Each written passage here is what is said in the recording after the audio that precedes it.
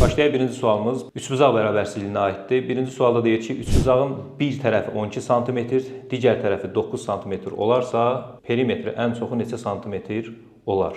Deməli, bir üçbucaq çəkək. Deyək ki, bu üçbucağın tərəflərindən biri 12 sm-dir. Digər tərəfi isə neçə santimetrdir? 9 sm-dir. Bu biri tərəfinə də yazıram x. Biz bilirik ki, hər hansı bir fiqurun perimetrini tapanda nə etmək lazımdır?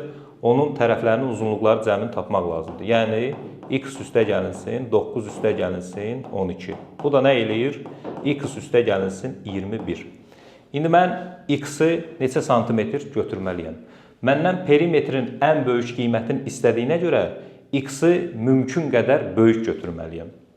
Bəs mümkün qədər böyük ürəyim istəyən ədəd götürə bilərəmmi? Xeyr. Bunun üçün üçbucaq bərabərsizliyindən istifadə etməlisiniz. Üçbucaq bərabərsizliyində nə deyir? Üçbucağın bir tərəfi yerdə qalan digər iki tərəfinin cəmindən mütləq kiçik, fərqindən isə nə olmalıdır? Böyük olmalıdır. Baxın, üçbucağın bir tərəfi yerdə qalan digər iki tərəfin cəmindən kiçik, 9 ilə 12-nin cəmindən kiçik, 12 ilə 9-un fərqindən isə, fərqini modulda deyirlər bunu yuxarı siniflərdə, amma sizdə elə böyükdən kiçik çıxsaz modula ehtiyac qalmayacaq.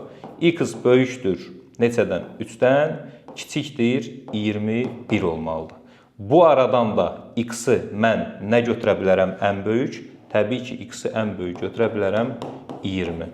Onu da gətirib burada x-in yerinə 20 yazsam nə eləyəcək? 20 üstə gəlinsin 21 bərabərdir 41. Bu formada. Deməli, bu sual üçbucaq bərabərsizliyinə aid olan və perimetrlə birbaşa əlaqəsi olan sualımız idi. İbtidai sinif müəllimlərinə əvvəlki illərdə düşmüş sual idi.